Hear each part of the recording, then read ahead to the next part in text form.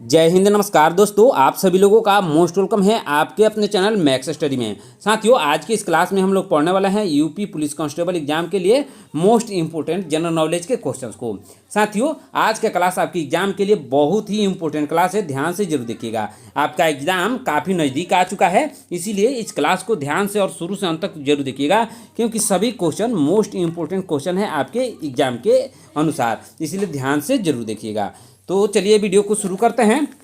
हमारा पहला क्वेश्चन है, भारतीय संविधान में कितने प्रकार के संशोधनों का उल्लेख किया गया है। साथियों, भारतीय संविधान में 3 प्रकार के संशोधनों का उल्लेख किया गया है। यह अनुच्छेद 368 में वर्णित है। कौन से अनुच्छेद में वर्णित है? 368 में इसका वर्णन किया गया है और इसको लिया गया है दक्षिण अफ्रीका से। कौन से देश से लिया गया है साथियों? दक्षिण अफ्रीका से इसको लिया गया है। ऑप्शन नंबर बी इसका राइट आंसर होगा। चलिए नेक्स्ट क्वेश्चन देखते हैं साथियों। सेवा क्षेत्र के अंतर्गत इनमें से कौन सा उद्योग आता है? साथियों, सेवा क्षेत्र के अंतर्गत आता है फिल्म उद्योग। कौन सा उद्योग आता है साथियों? फिल्म उद्योग। यह तृतीय क्षेत्र का हिस्सा है। कौन से क्षेत्र का हिस्सा है साथियों? तृतीय क्षेत्र का यह हिस्सा है। सबसे तेजी से बढ़ता यह सेक्टर भी है साथियों, ध्यान दीजिएगा, इस समय का सबसे तेजी से बढ़ता हुआ सेक्टर है। ऑप्शन नंबर डी इसका राइट आंसर होगा। चलिए नेक्स्ट क्वेश्चन देखते हैं साथियों। डाक विभाग के इंडिया पोस्ट पेमेंट बैंक का मुख्य उद्देश्य क्या है? साथियों, डाक विभाग के इंडिया पोस्ट पेमेंट बैंक का मुख्य उद्देश्य है पोस्ट ऑफिस पुनरुद्धार। क्या है? पोस्ट ऑफिस पुनरुद्धार। ऑप्शन नंबर ए इसका राइट आंसर होगा। इसकी स्थापना 2018 में हुई थी। कब हुई थी साथियों? 2018 में इसकी स्थापना हुई थी। और इसका मुख्यालय कहाँ पे है साथियों? तो इसका मुख्यालय नई दिल्ली में है। कहाँ पे है साथियों? नई दिल्ली में इसका मुख्यालय है। ऑप्शन नंबर ए इसका राइट आंसर होगा। चलिए नेक्स्ट क्वेश्चन देखते हैं साथियों। खगोल विज्ञान में सूर्य, पृथ्वी और चंद्रमा के एक सीधी रेखा में आने को क्या कहते हैं? साथियों, खगोल विज्ञान में सूर्य, पृथ्वी और चंद्रमा के एक सीधी रेखा में आने को ग्रहण कहते हैं। क्या कहते हैं साथियों? ग्रहण कहते हैं। जब तीनों एक ही लाइन में आ जाते हैं तो ग्रहण लगता है। ऑप्शन नंबर सी इसका राइट आंसर होगा। चलिए नेक्स्ट क्वेश्चन देखते हैं साथियों, ध्यान दीजिएगा। 1784 ईस्वी में एशियाटिक सोसाइटी की स्थापना किसने की थी? साथियों, 1784 ईस्वी में एशियाटिक सोसाइटी की स्थापना विलियम जोन्स ने की थी। किसने की थी साथियों? विलियम जोन्स ने की थी। इसकी स्थापना 1784 में हुई थी साथियों। कब हुई थी? 1784 में इसकी स्थापना हुई थी। यहाँ पे लिखा गया है क्वेश्चन में भी साथियों, इसकी स्थापना 1784 में हुई थी। ऑप्शन नंबर डी इसका राइट आंसर होगा। चलिए नेक्स्ट क्वेश्चन देखते हैं। महाराष्ट्र के अलावा गुड़ी पवाड़ मुख्य रूप से और कहाँ मनाया जाता है? साथियों, महाराष्ट्र के अलावा गुड़ी पवाड़ गोवा में भी मनाया जाता है। कहाँ पे मनाया जाता है साथियों? गोवा में भी यह मनाया जाता है, लेकिन मुख्य रूप से महाराष्ट्र का त्यौहार है। कहाँ का त्यौहार है साथियों? यह मुख्य रूप से महाराष्ट्र का त्यौहार है, लेकिन गोवा में भी यह मनाया जाता है। ऑप्शन नंबर सी इसका राइट आंसर होगा। चलिए नेक्स्ट क्वेश्चन देखते हैं साथियों। भारत में प्रतिवर्ष डॉक्टर डे कब मनाया जाता है? साथियों, भारत में प्रतिवर्ष डॉक्टर डे 1 जुलाई को मनाया जाता है। कब मनाया जाता है साथियों? 1 जुलाई को। यह किसके जन्म दिवस पर मनाया जाता है, यानी किसकी स्मृति पर मनाया जाता है साथियों? यह मनाया जाता है डॉक्टर विधान चंद्र रॉय की स्मृति पर। किसकी स्मृति पर? डॉक्टर विधान चंद्र रॉय की स्मृति पर। इनको भारत रत्न से भी सम्मानित किया गया था। ऑप्शन नंबर बी इसका राइट आंसर होगा। चलिए नेक्स्ट क्वेश्चन देखते हैं साथियों। सूफी संत ख्वाजा मोइनुद्दीन चिश्ती किसके शिष्य थे? साथियों, सूफी संत ख्वाजा मोइनुद्दीन चिश्ती शिष्य थे किसके साथियों? इसका राइट आंसर होगा शेख हरूनी की। किसके शिष्य थे? शेख हरूनी की। इनकी दरगाह अजमेर शरीफ में है। कहाँ पे है साथियों? इनकी दरगाह अजमेर शरीफ में है। ऑप्शन नंबर ए इसका राइट आंसर होगा। चलिए नेक्स्ट क्वेश्चन देखते हैं साथियों। ब्रह्मपुत्र नदी कहाँ से निकलकर बंगाल की खाड़ी में गिरती है? साथियों, यहाँ पे क्वेश्चन पूछा गया है कि ब्रह्मपुत्र नदी कहाँ से निकलकर, यानी कहाँ से निकलती है और बंगाल की खाड़ी में जाकर गिरती है? तो यह तिब्बत से निकलती है। कहाँ से निकलती है साथियों? तिब्बत से निकलती है और बंगाल की खाड़ी में जाकर गिरती है। यह ध्यान में रखिएगा। यह भी क्वेश्चन आ सकता है कि ब्रह्मपुत्र नदी कहाँ से निकलती है और कहाँ जाकर गिरती है? तो यह तिब्बत से निकलती है और बंगाल की खाड़ी में जाकर गिरती है। यह भारत और बांग्लादेश से होकर बहती है। कहाँ से, कौन कौन से देश में बहती है? भारत और बांग्लादेश से होकर बहती है। लेकिन यदि देश का नाम आए तो तिब्बत से निकलती है, भारत में जाकर और बांग्लादेश में जाकर बंगाल की खाड़ी में जाकर गिरती है साथियों। ऑप्शन नंबर डी इसका राइट आंसर होगा। चलिए नेक्स्ट क्वेश्चन देखते हैं साथियों। संविधान के मौलिक कर्तव्यों में 11वां कर्तव्य किस वर्ष जोड़ा गया था? साथियों, 11वां कर्तव्य को जोड़ा गया था 2002 2002 में। कब जोड़ा गया था साथियों? 2002 में जोड़ा गया था। कौन से संविधान संशोधन में जोड़ा गया था? तो इसको जोड़ा गया था 86वां संविधान संशोधन में जोड़ा गया था। कौन से संविधान संशोधन? 86वां संविधान संशोधन में जोड़ा गया था। मूल रूप से केवल 10 कर्तव्य थे। कितने? मूल रूप से केवल 10 कर्तव्य ही थे। ऑप्शन नंबर सी इसका राइट आंसर होगा। चलिए नेक्स्ट क्वेश्चन देखते हैं। मदर टेरेसा को किस वर्ष भारत रत्न पुरस्कार प्रदान किया गया था? साथियों, मदर टेरेसा को भारत रत्न पुरस्कार प्रदान किया गया था 1980 में। कब प्रदान किया गया था? 1980 में प्रदान किया गया था। इन्होंने गरीबों की सेवा की थी। किनकी सेवा की थी? गरीबों की। इन्हें नोबेल शांति पुरस्कार भी मिला था। क्या मिला था? नोबेल शांति पुरस्कार से भी इनको सम्मानित किया गया था। ऑप्शन नंबर ए इसका राइट आंसर होगा। चलिए नेक्स्ट क्वेश्चन देखते हैं साथियों। फिल्म स्लम डॉग मिलेनियर के प्रसिद्ध गीत जय हो को किसने लिखा था? साथियों, जय हो गीत को लिखा था तानवी शाह ने। किसने लिखा था साथियों? तन्वी शाह ने लिखा था। इस गीत के संगीतकार AR रहमान है। कौन है साथियों? AR रहमान इस गीत के संगीतकार हैं। ऑप्शन नंबर बी इसका राइट आंसर होगा। चलिए नेक्स्ट क्वेश्चन देखते हैं साथियों, ध्यान दीजिएगा। प्रसिद्ध हम्बनटोटा बंदरगाह किस देश में स्थित है? साथियों, प्रसिद्ध हम्बनटोटा बंदरगाह स्थित है श्रीलंका में। कहाँ पे स्थित है साथियों? श्रीलंका देश में यह स्थित है। यह एक प्रमुख समुद्री बंदरगाह है। कौन सा बंदरगाह है साथियों? एक प्रमुख समुद्री बंदरगाह है। ऑप्शन नंबर बी इसका राइट आंसर होगा। चलिए नेक्स्ट क्वेश्चन देखते हैं साथियों, ध्यान दीजिएगा। थॉमस कप का आयोजन कितने वर्षों के अंतराल पर किया जाता है? साथियों, थॉमस कप का आयोजन 2 वर्षों के अंतराल पर किया जाता है। कितने वर्षों के अंतराल पर किया जाता है साथियों? 2 वर्षों के अंतराल पर। यह बैडमिंटन का प्रसिद्ध टूर्नामेंट है। किसका टूर्नामेंट है साथियों? बैडमिंटन का यह टूर्नामेंट है। इसको याद रखिएगा। पुरुषों की टीम प्रतियोगिता में है। कौन सी टीम की है? पुरुषों की यह टीम की प्रतियोगिता है। ऑप्शन नंबर डी इसका राइट आंसर होगा। चलिए नेक्स्ट क्वेश्चन देखते हैं साथियों। स्टार्टअप इंडिया सीड फंड योजना की शुरुआत किस मंत्रालय ने की थी? साथियों, इसका राइट आंसर हो जाएगा वाणिज्य और उद्योग मंत्रालय ने। किसने? वाणिज्य और उद्योग मंत्रालय ने इसकी शुरुआत की थी। याद रखिएगा क्योंकि क्वेश्चन बहुत ही इंपॉर्टेंट है। यह स्वरोजगार को बढ़ावा देता है। किसको बढ़ावा देता है साथियों? स्वरोजगार को बढ़ावा देता है। नए स्टार्टअप की मदद भी करता है। जो नया स्टार्टअप करते हैं उनकी मदद भी करता है। ऑप्शन नंबर सी इसका राइट आंसर होगा। चलिए नेक्स्ट क्वेश्चन देखते हैं। हॉकी के जादूगर मेजर ध्यानचंद का जन्म उत्तर प्रदेश में कहाँ हुआ था? साथियों, हॉकी के जादूगर मेजर ध्यानचंद का जन्म हुआ था प्रयागराज में। कहाँ पे हुआ था साथियों? उत्तर प्रदेश के प्रयागराज में इनका जन्म हुआ था। कब जन्म हुआ था साथियों? तो इनका जन्म हुआ था 29 अगस्त को। कब जन्म हुआ था? 29 अगस्त को इनका जन्म हुआ था। इसी दिन खेल दिवस के रूप में मनाया जाता है। किस दिन? 29 अगस्त को खेल दिवस के रूप में मनाया जाता है, राष्ट्रीय खेल दिवस के रूप में। ऑप्शन नंबर बी इसका राइट आंसर होगा। चलिए नेक्स्ट क्वेश्चन देखते हैं साथियों। यूक्रेन की राजधानी और मुद्रा क्या है? साथियों, यूक्रेन की राजधानी और मुद्रा है कीव और मुद्रा है रिवनिया। ऑप्शन नंबर डी इसका राइट आंसर होगा। चलिए नेक्स्ट क्वेश्चन देखते हैं साथियों, ध्यान दीजिएगा। बहुत ही इंपॉर्टेंट क्वेश्चन है। क्या है क्वेश्चन? 2011 के जनगणना के अनुसार भारत में पुरुषों की साक्षरता दर कितनी है?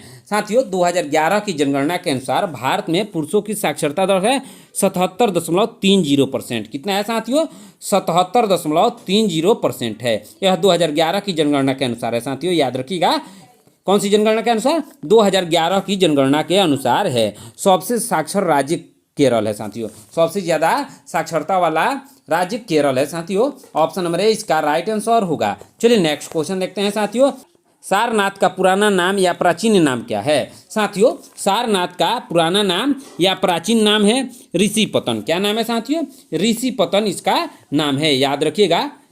बहुत ही इंपॉर्टेंट क्वेश्चन है। यह वाराणसी के पास है। कहाँ पे स्थित है साथियों? यह वाराणसी के पास है। ऑप्शन नंबर सी इसका राइट आंसर होगा। चलिए नेक्स्ट क्वेश्चन देखते हैं।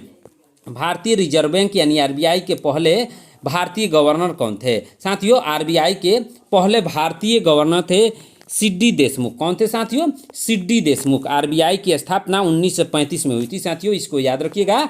1935 में RBI की स्थापना हुई थी। ऑप्शन नंबर डी इसका राइट आंसर होगा। चलिए नेक्स्ट क्वेश्चन देखते हैं साथियों, ध्यान दीजिएगा। बहुत ही इंपॉर्टेंट क्वेश्चन। इतिहास में तराइन के प्रथम और द्वितीय युद्ध कब लड़े गए थे? साथियों, इतिहास में तराइन के प्रथम और द्वितीय युद्ध लड़ा गया था 1191 और 1192 में। कब लड़ा गया था साथियों? प्रथम लड़ा गया था 1191 और दूसरा लड़ा गया था 1192 में लड़ा गया था। ऑप्शन नंबर सी इसका राइट आंसर होगा। यह युद्ध हरियाणा के मैदान में हुए थे। कहाँ हुए थे साथियों? हरियाणा के मैदान में। पृथ्वीराज चौहान और गौरी के बीच यह युद्ध लड़ा गया था साथियों, मोहम्मद गौरी के बीच लड़ा गया था। ऑप्शन नंबर सी इसका राइट आंसर होगा। चलिए नेक्स्ट क्वेश्चन देखते हैं साथियों। स्वामी विवेकानंद के बचपन का नाम क्या था? साथियों स्वामी विवेकानंद के बचपन का नाम था नरेंद्र दत्त। क्या नाम था साथियों? नरेंद्र दत्त। इन्होंने रामकृष्ण मिशन की स्थापना की थी। किसकी स्थापना की थी साथियों? रामकृष्ण मिशन की स्थापना की थी। विश्व धर्म संसद की में भी भाग लिया था। किसमें? विश्व धर्म संसद में भी भाग लिया था इन्होंने। ऑप्शन नंबर 20 का राइट आंसर होगा। चलिए नेक्स्ट क्वेश्चन देखते हैं। 55वें सत्यजीत रे लाइफ टाइम अचीवमेंट पुरस्कार से किसे सम्मानित किया गया है? साथियों इसका राइट आंसर हो जाएगा फिलिप नोइस को सम्मानित किया गया है। किसको? फिलिप नोइस को। ऑप्शन नंबर ए इसका राइट आंसर होगा। चलिए नेक्स्ट क्वेश्चन देखते हैं साथियों, ध्यान दीजिएगा, बहुत ही इंपॉर्टेंट क्वेश्चन है। क्या है क्वेश्चन? देखते हैं। अंतरिक्ष में सफलतापूर्वक मानव रहित डॉकिंग करने वाला दुनिया का चौथा देश कौन बना है? साथियों दुनिया का चौथा देश बना है भारत। कौन सा देश बना है साथियों? भारत बना है। यह इसरो की उपलब्धि है। किसकी उपलब्धि है साथियों? इसरो की उपलब्धि है। अंतरिक्ष विज्ञान में बड़ी सफलता मानी जाती है इसको, क्योंकि पहली यानी चौथा बना है, विश्व में चौथा देश बना है भारत। ऑप्शन नंबर डी इसका राइट आंसर होगा। चलिए नेक्स्ट क्वेश्चन देखते हैं साथियों। भारत के किस शहर में डॉल्फिन के संरक्षण के लिए एक रिजर्व क्षेत्र बनाया जा रहा है? साथियों किस शहर में बनाया जा रहा है साथियों? तो इसको बनाया जा रहा है कौन से शहर में? बनारस में बनाया जा रहा है। याद रखिएगा, बनारस या वाराणसी में बनाया जा रहा है। डॉल्फिन जलीय जीव है। यह गंगा नदी के संरक्षण से जुड़ा हुआ है। किसे? गंगा नदी से संरक्षण से जुड़ा हुआ है। डॉल्फिन भारत का राष्ट्रीय जलीय जीव है। क्या है? भारत का राष्ट्रीय जलीय जीव है। ऑप्शन नंबर सी इसका राइट आंसर होगा। चलिए नेक्स्ट क्वेश्चन देखते हैं साथियों। युवाओं को स्वरोजगार के लिए प्रेरित करने वाली संस्था युवा स्पार्क के संस्थापक कौन थे? साथियों युवा स्पार्क के संस्थापक आकर श्रॉफ थे। कौन थे साथियों? आकर श्रॉफ। ऑप्शन नंबर ए इसका राइट आंसर होगा। याद रखिएगा साथियों, बहुत ही इंपॉर्टेंट क्वेश्चन है, सभी के सभी क्वेश्चन आपके एग्जाम के लिए। चलिए नेक्स्ट क्वेश्चन देखते हैं साथियों। महात्मा गांधी ने अपने कितने अनुयायियों के साथ दांडी मार्च शुरू किया था? साथियों दांडी मार्च को शुरू किया था 78 अनुयायियों के साथ। कितने? 78 अनुयायियों के साथ शुरू किया था। यह दांडी के लिए साबरमती से शुरू हुआ नमक कानून तोड़ने के लिए था। किसके लिए? नमक कानून तोड़ने के लिए यह कानून यानी यात्रा को चलाया गया था। ऑप्शन नंबर 20 का सही आंसर होगा। चलिए नेक्स्ट क्वेश्चन देखते हैं साथियों। हिमाचल प्रदेश में मनाए जाने वाले कुल्लू दशहरा की मुख्य विशेषता क्या है? साथियों कुल्लू दशहरा की मुख्य विशेषता है यह पहाड़ी रीति रिवाज से मनाया जाता है। क्या विशेषता है? यह पहाड़ी रीति रिवाज से मनाया जाता है। यह हिमाचल प्रदेश का मुख्य उत्सव है। कैसा उत्सव है? यह हिमाचल प्रदेश का मुख्य उत्सव है। ऑप्शन नंबर 20 का राइट आंसर होगा। चलिए नेक्स्ट क्वेश्चन देखते हैं साथियों।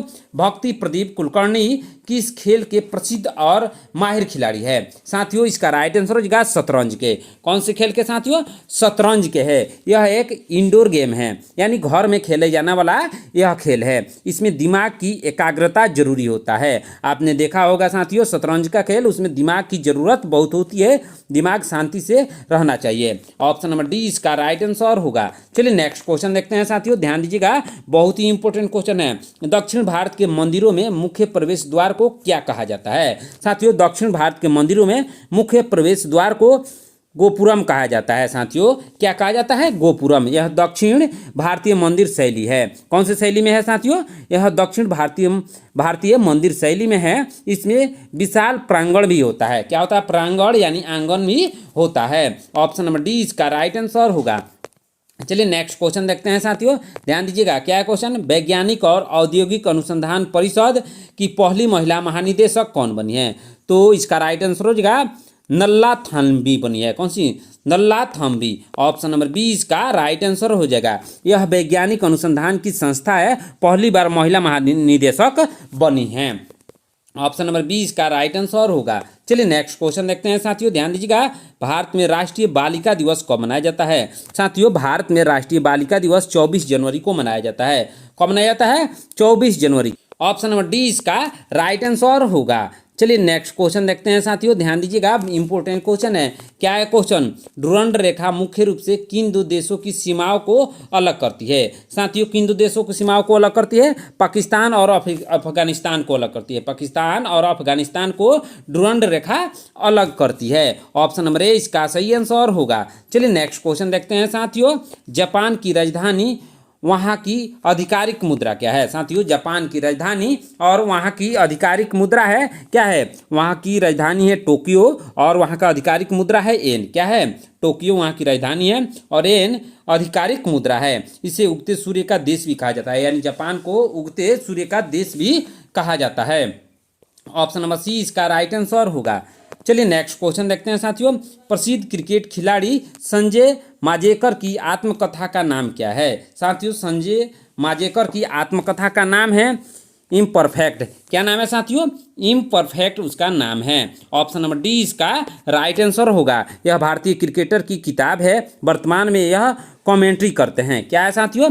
यह भारतीय क्रिकेटर की किताब है साथियों, वर्तमान में यह कमेंट्री करते हैं। ऑप्शन नंबर डी इसका राइट आंसर होगा। चलिए नेक्स्ट क्वेश्चन देखते हैं साथियों, चिल्लून किस देश का राष्ट्रीय खेल है? साथियों, चिल्लून राष्ट्रीय खेल है म्यांमार की। कौन से देश की है साथियों? म्यांमार की। यह भारत का पड़ोसी देश है। यहाँ की राजधानी नेपिडाउ है। कहाँ पे है साथियों?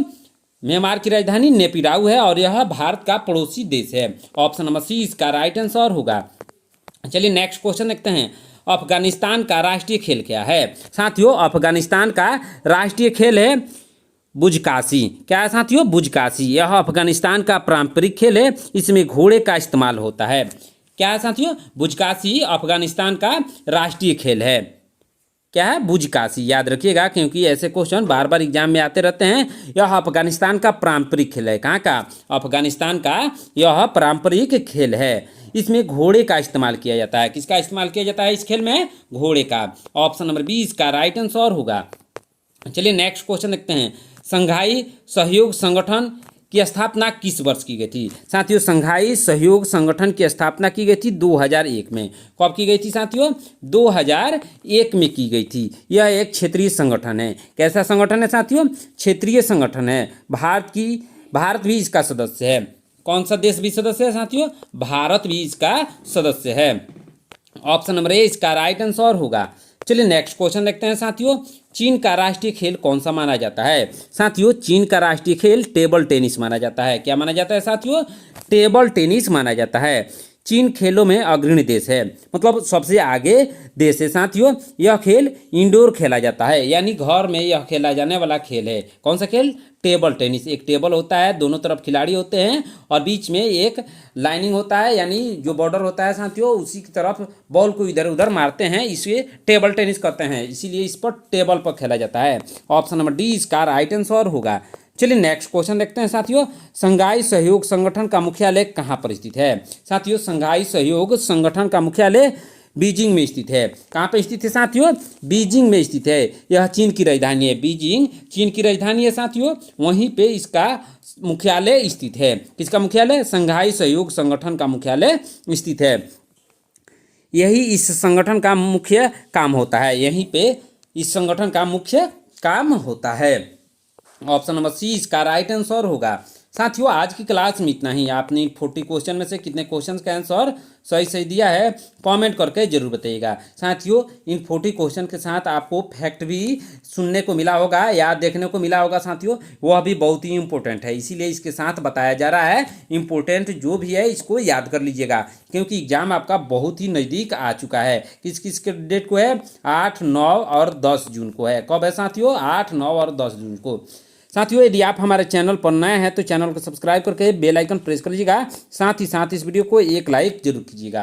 तो मिलते हैं नेक्स्ट क्लास में। धन्यवाद।